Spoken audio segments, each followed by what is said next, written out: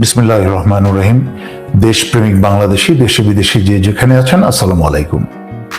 কোনো একটা মানুষকে অন্ধের মতো অনুসরণ করার আগে তার সম্পর্কে একটু যাচাই বাছাই করেন, তারপরে তার কথাটা শুনেন।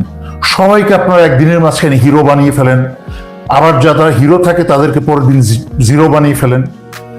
এগুলো বন্ধ করতে হবে, আপনাদের সচেতনতা বাড়াতে হবে। আপনারা, তাই বলছি, এই চোরের বাজারে, এই পচে যাওয়া, নষ্ট হয়ে যাওয়া সমাজে, বিশেষ করে হাসিনার ভারত মিলে 15 বছরে দেশটাকে সম্পূর্ণ পচিয়ে ফেলেছে। এরকম নষ্ট হয়ে যাওয়া সমাজ আপনি ফেরেশতা খুঁজে পাবেন না। একটা তত্ত্বাবধায়ক সরকার, দেশের এরকম একটা 15 বছর একটা নোংরা জায়গা থেকে একটা সরকার গঠিত হয়েছে। আমিও পছন্দ করি না এই সরকারের যাদেরকে দেখছি, সমস্ত ওই কি বলে বিভিন্ন সংস্কার উমুক প্রদান, যাদের কোনো অভিজ্ঞতা আগেও বলেছি, এগুলো সময় নষ্ট করতে চাই না, তাদেরকে বসিয়েছে। বাট আস্তে আস্তে তাদেরকে একটু ভারসাম্য ফিরে পেতে দেন। রক্তের বন্যা বয়ে গেছে এই দেশে, অন্যায়, গুম, খুন, চুরি, অর্থনীতি সমস্ত কিছু ধসে গেছে। এখনো কিন্তু স্বৈরাচারী শেখ হাসিনার 15 বছরে যাদেরকে জেলে ভরেছে অন্যায়ভাবে রাজনৈতিক বিচারে, তথাকথিত ডিজিটাল সিকিউরিটি অ্যাক্টে, তারা কিন্তু এখনো জেল থেকে বের হয় নাই। দেশ কিন্তু এখনো কলঙ্ক মুক্ত হয় নাই। ওনাদেরকে একটু ভারসাম্য ফিরে পেতে দেন, ওনাদেরকে একটু আল্লাহর রাস্তায় কাজ করতে দেন। কথায় কথায় সমালোচনা, সমালোচনা করবেন, আগে তো কাজটা শুরু করতে দেন। ভুল কাদের হয়? যারা কাজ করে। ভুল তাদের হয় না যারা কোনো কাজ করে না। ভুল আমার হয়, কারণ আমি কথা বলি, 4.5 বছর ধরে কথা বলছি স্বৈরাচারী শেখ হাসিনার বিরুদ্ধে। আমার 2-1টা কথা ভুল হতে পারে, কিন্তু আপনারা তো 15টা বছর যারা নীরব থেকেছেন, মুখ খুলেন নাই, আপনার তো কোনো ভুল ধরা সম্ভব না, কারণ আপনি কথাই বলেন নাই। আওয়ামী লীগের রেখে যাওয়া যে বিষ, তো এখন 100% বিষ তো বাংলাদেশে রয়ে গেছে, এখনো ছড়িয়ে ছিটে, বারবার বলছি, সকল জায়গায় রয়ে গেছে। আপনি আওয়ামী লীগের স্বৈরাচারী শেখ হাসিনার কত স্তরের লোককে আপনি সরাবেন?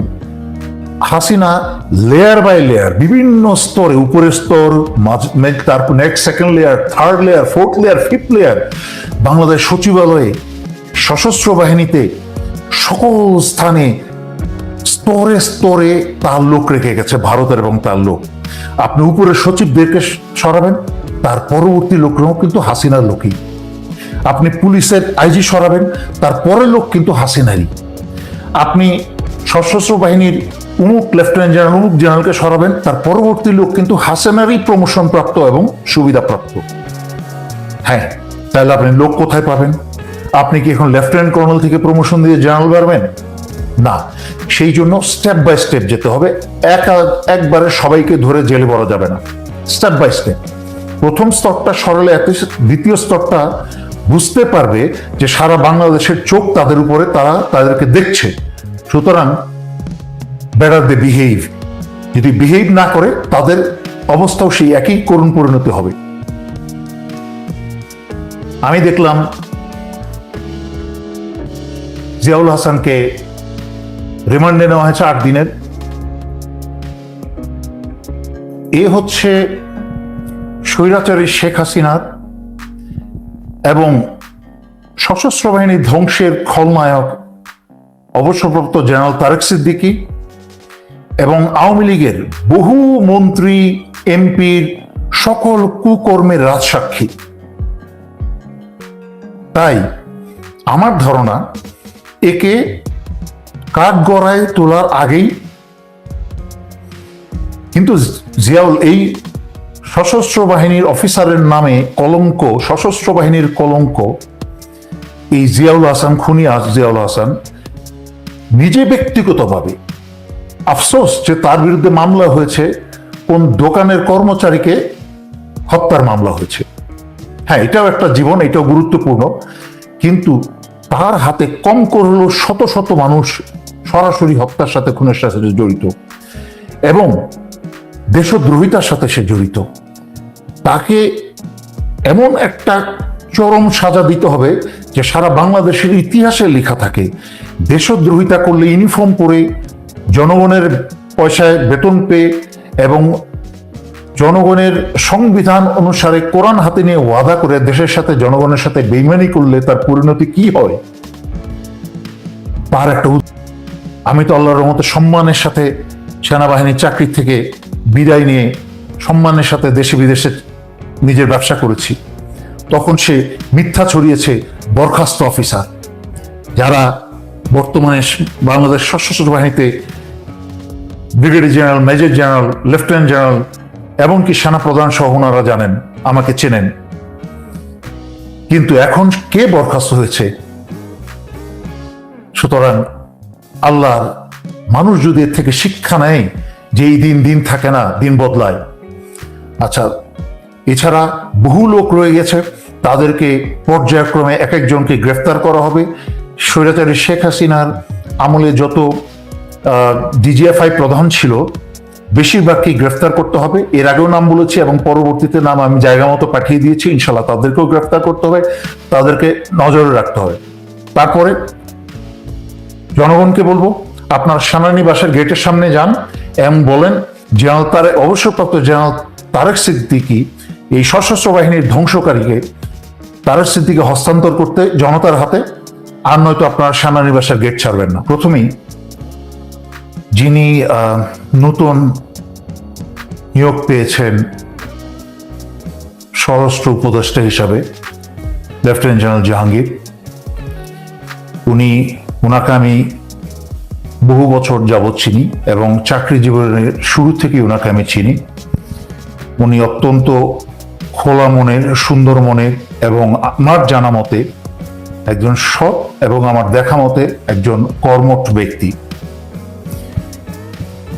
বাঙালি জাতির অনেক সমস্যার মাঝখানে একটা হচ্ছে যে কেউ একটা কিছু বলল আর চোখ বন্ধ করে হুজুগ হয়ে তার পিছনে ছোটা শুরু হলো।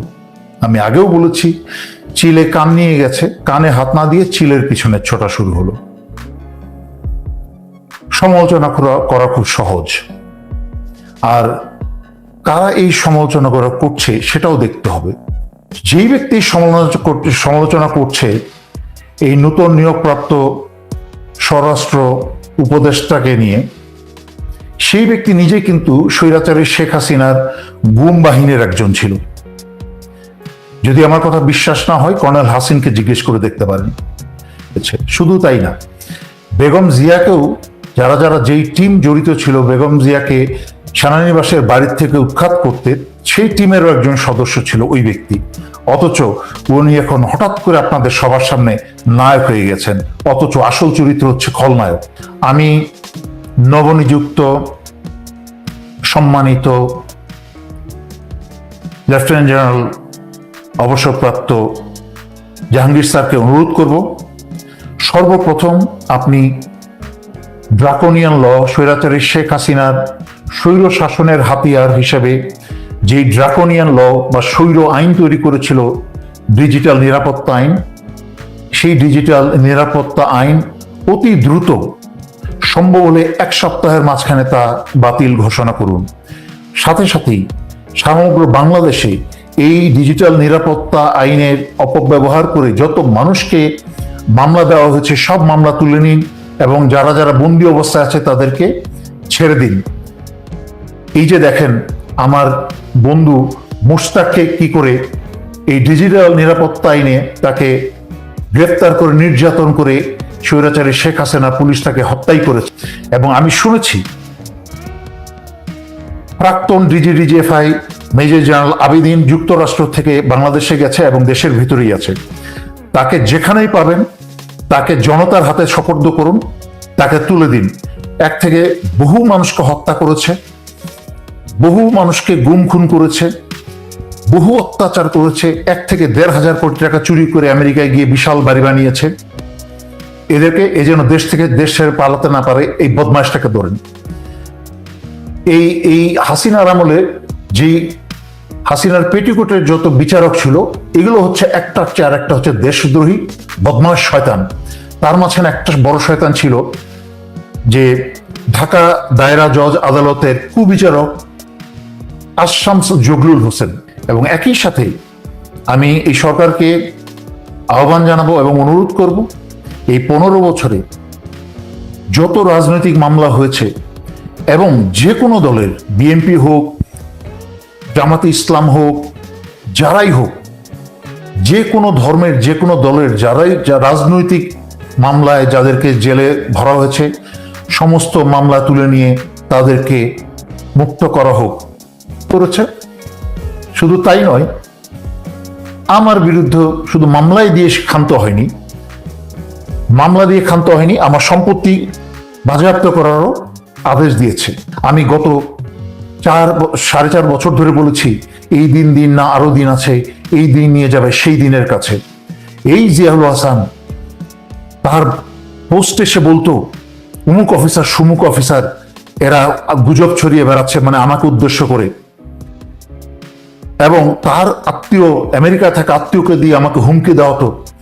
এবং এই কুলাঙ্গার জেনারেল তারেক সিদ্দিকী এই খুনি জিয়াউল হাসানকে এবং পুলিশের আরেক কুলাঙ্গার মনিরকে আদেশ দিয়েছিল আমাকে একটা টিম পাঠিয়ে কানাডায় পাঠিয়ে আমাকে হত্যা করার জন্য।